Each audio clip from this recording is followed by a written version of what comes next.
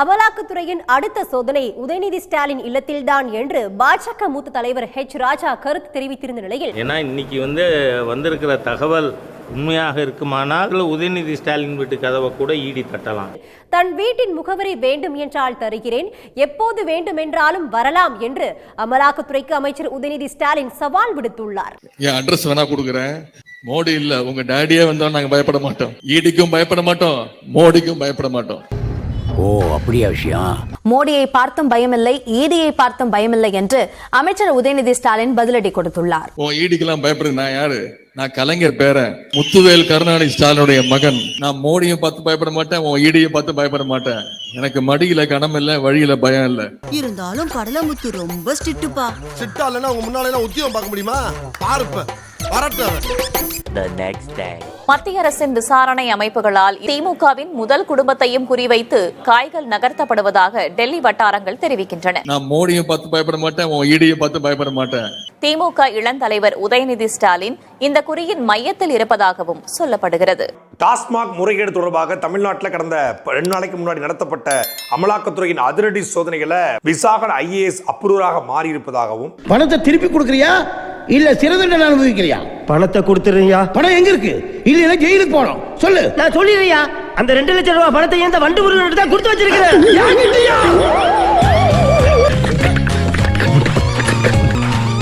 எவ்வளவு ட்ரிக்ஸா என்னை உள்ள கொண்டாடுறாங்களே. பையன் சார் இந்த பால்சாமி. உதயநிதி சிறைக்கு செல்வது உறுதி என உடன்பிறப்புகளே பேசத் தொடங்கி இருக்கிறார்கள். சீண்டி பார்க்காதீங்க, திமுகவையோ திமுக காரணையோ சீண்டி பார்த்தா தாங்க மாட்டீங்க. அமைச்சர் உதயநிதி ஸ்டாலினின் அறக்கட்டளைக்கு சொந்தமான 36 கோடி ரூபாய் மதிப்புள்ள அசையா சொத்துக்களை முடக்கியுள்ளதாக அமலாக்கத்துறை தெரிவித்துள்ளது. என்ன நீங்க புத்திமதி புண்ணாக்கு சொல்லுவீங்க, அதை நான் கேட்கணும்.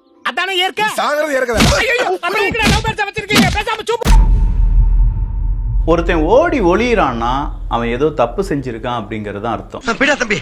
அந்த கந்து விட்டுக்காரன் வரட்டிட்டே வர்றான், நான் எங்க இருக்கட்டா சொல்லிடாத.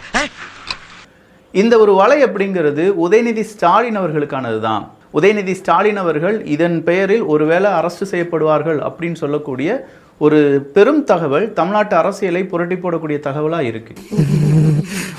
இந்த பாருங்க, உங்க மனசுக்குள்ள மரண பீதி இருக்கிறது என் கண்ணுக்கு கண்ணாடி மாதிரி அப்படியே தெரியுது. அதே பீதி என்கிட்ட ஹெவியா இருக்கத்தான் செய்யுது. அதை வெளிக்காட்டிக்கலாம நம்ம அரசியல் பண்ணணும், புரியுதா?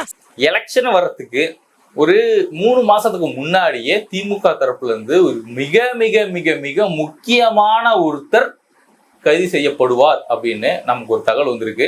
அது பெரிய தத்தியா இல்ல சின்ன தத்தியா நமக்கு தெரியாது. இங்க சின்ன பையன் எல்லாம் முதலாளி கழுத்தா மட்டும் அடிக்கிறான்ப்பா.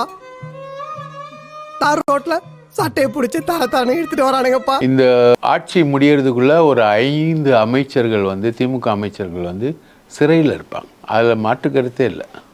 அதில் உதயநிதி ஸ்டாலினும் சிறைக்கு போவார். அதில் மாற்று கருத்து கிடையாது. முடிஞ்சால் ஸ்டாலினையும் கை வச்சு அவரையும் சிறைக்கு அனுப்புவாங்க. துரைமுருகன், KN நேரு, அனிதா ராதாகிருஷ்ணன், மாட்னா மூர்த்தி, உதயநிதி ஸ்டாலின் ஒரு 5 பேர் அமலாக்கத்துறையோடைய டார்கெட்டு. இப்ப நான் ஒரு வீடியோ ஒன்று காட்டுறேன், மக்கள் பாத்துருங்க. அது வேற ஒன்றும் கிடையாது. இந்த ரத்தீசர்களை அதுல ECR பீச்சுக்கு பக்கத்துல சுமார் 300 கோடி மதிப்பிலான ஒரு வீடு ஒன்று கட்டியிருக்காரு. அந்த வீட்டுடைய கட்டமைப்பை நான் காட்டுறேன்.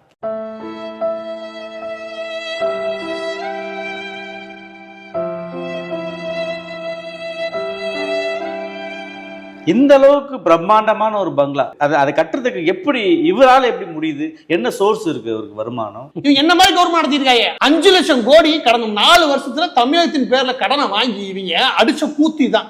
இந்த ரத்தீஷ் கட்டக்கூடிய வீட்டோட மதிப்பு மட்டும் 300 கோடின்னு சொல்றாங்க. ECRல கட்டப்படக்கூடிய இந்த வீட்டோட மதிப்பு 300 கோடியாம். வீடு மட்டுமே ஒரு மனுஷன் 300 கோடி ரூபாய்க்கு கட்டுறான் அப்படின்னா அவனுடைய சொத்து மதிப்பு எவ்வளவு இருந்தா ஒரு மனுஷனால 300 கோடி ரூபாய் செலவு பண்ணி இடம் வாங்கி வீடு கட்ட முடியும் அப்படின்னு நீங்களே யோசிச்சுக்கோங்க. கேட்டா கூட்டாட்சி ஆபத்து, குடிக்கிறதுக்கு ஆபத்துன்னு சொல்றா. ஏண்டா டேய் என்னுடைய செயின் தானடா இப்படி மாறி இருக்குது, மன்னிச்சிருங்க பாஸ். பணத்து மேல ஆசைப்பட்டு உனக்கு துரோகம் பண்ணிட்டேன். நீ என்ன துரோகம் பண்ணாலும் நான் அவனை மன்னிச்சுப்பேன். ஆனா நான் மோடியை பார்த்து பயப்பட மாட்டேன், உன் ஈடியை பார்த்து பயப்பட மாட்டேன். எனக்கு மடியில கணம் இல்ல, வழியில பயம் இல்ல. டியடா ஒரு பீலா, அத மட்டும் என்னால மன்னிக்கவே முடியாதுடா. காமெடி டைம், இப்போ உனக்கு சீரியஸ் டைம்டா.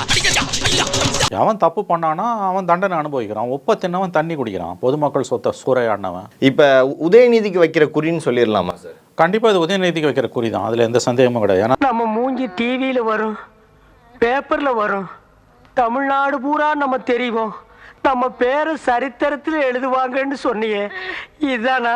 பிஜேபி பழி வாங்குது, எஸ். ஆனால் பழி வாங்கப்படுபவர்கள் உத்தமர்கள் இல்லை, இதுதான் உண்மை. இல்லை திமுக உத்தமர்களே, அவன் பழி வாங்குறான்னு குய்யோ முய்யோன்னு கத்துறவன் ஒன்று திமுக கிட்ட வாங்கி திங்கிறவனா இருப்பான், இல்லை விஷயம் தெரியாதவனா இருப்பான், அவ்வளோதான்.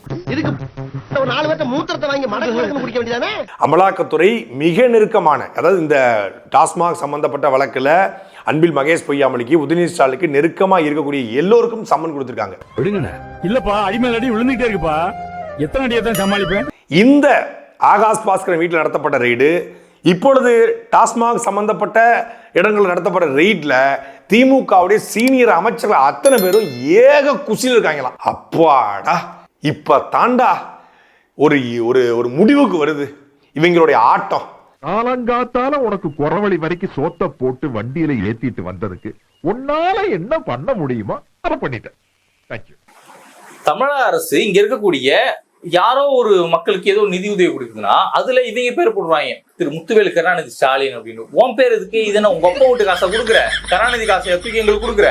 இல்ல எங்க பணத்தை தானே எங்ககிட்ட கொடுக்குற, எங்க வரி பணத்தை எங்ககிட்ட கொடுக்கறதுக்கு என்ன டாஷிக்கு உங்க அப்பம் பணமும் உன் பணமும் தூக்கி நீ அதுல வச்சுக்கிட்டு உங்க அப்பம் பல்லளிக்கிற மாதிரி போட்டுக்கிட்டு ஏன் எங்க தாலி இருக்கிற?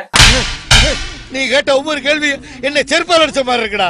திமுகவோட தலைமை குடும்பத்தை நோக்கி அந்த விசாரணை எல்லாம் போயிட்டு இருக்கிறதுனால எம்.கே. ஸ்டாலின் அவர்கள் டெல்லி போவதற்கான வாய்ப்பு உண்டு. இதுக்கு முன்னாடியே அவங்க வரலாற்றுல அப்படிதான் பண்ணுவாங்க அப்படிங்கிற விஷயத்த சொல்லியிருந்தோம். இப்போ ஆமா, எம்.கே. ஸ்டாலின் அவர்கள் டெல்லி போறாங்க. இந்த வீடியோ பிடித்து இருந்தால் சேனலை சப்ஸ்கிரைப் செய்யவும், ஏதாவது குறைகள் இருந்தால் கமெண்டில் போடவும், அப்புறம் மறக்காமலே போட்டுடுங்க. வரட்டாமாம் வீடுறதே வரண்டா Chinnasamy. Hey guys, this is your editor. Video பிடிச்சிருக்குன்னு நினைக்கிறேன். ஸோ பிடிச்சிருந்தா ஒரு லைக் பண்ணிடுங்க, அண்ட் கமெண்ட் செக்ஷனில் ஒரு ஹார்ட்டிங் அல்லது ஒரு ஸ்மைல் தெரிக்க விடுங்க பார்ப்போம். இப்ப எனக்காக நீங்க ஒரு குத்து குத்துனா குறைஞ்சா போயிருவீங்க. சரி பாசக்கரப்ப ஒரே ஒரு குத்த குத்தி விட்டு போவோம். வாடாங்க.